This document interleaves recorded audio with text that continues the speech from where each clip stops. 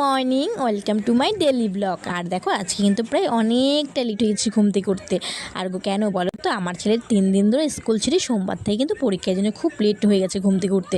আর দেখো রোজকার মতন কিন্তু জানালাটা খুলতে গিয়ে দেখি জানালার কাঠিটা কিন্তু হারিয়ে গেছে। তারপরে খুঁজে জানালাটা কিন্তু খুলে নিয়েছে। দেখি আমার বাসি বিছনাটা কিন্তু আমার গোছানো কিন্তু হয়ে গেছে। তারপরে মার ঘরে এসে মার ঘরে দেখো অল্প কিছু কাজ ছিল, ওগুলো তো করে নিয়েছি। মা বেশিরভাগ কিন্তু রান্নাবাড়ি মাই করে, আমি টুকটাক কিন্তু কাজ করি। তারপর দেখো এদিকে কিন্তু একটু গুছানোর পরে কিন্তু ঘরটা কিন্তু ঝাড় দিতে চলে এসেছি। আজকে কিন্তু ঝাড় দিতে দিতে মা বললো কিছু খেয়ে নেয়। না, আমি এখন কিছু খাবো না। আর এদিকে মা দেখি রান্নাঘরে এসে দেখি মা কিন্তু রান্না বসিয়ে দিয়েছে।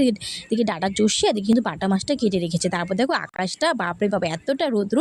আর আমাদের পাশের বাড়ি দেখো কত বড় লাউ হয়েছে, তুমি দেখতে পারছো কিনা জানি না তোমরা।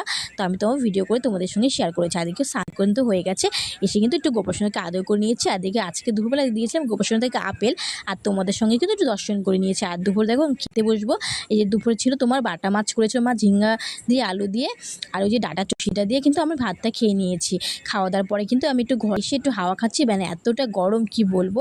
তারপরে খাওয়া দাওয়ার পরে কিন্তু আমি রেডি হয়ে কিন্তু চলে গেছিলাম ছেলেকে পড়তে নিয়ে।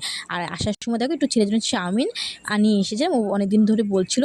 আর কিন্তু ও চাউমিন খাচ্ছে, আর সাথে কিন্তু চানাচুর দিয়ে আমি খাচ্ছি। আর দেখো রাত্রে কিন্তু আমার ছেলে একটু আলু সিদ্ধ ঘি দিয়ে কিন্তু মেখে নিচ্ছে, ও কিন্তু রাত্রে এটাই খেয়ে নিবে। আর আমরাও খাওয়া দাওয়া করে দেখো বিছানায় বসেছি। কেমন হয়েছে ভিডিওটা তোমরা কিন্তু অবশ্যই কিন্তু বলো। ভালো লাগলে একটা লাইক কমেন্ট শেয়ার করে দিও। Bye bye.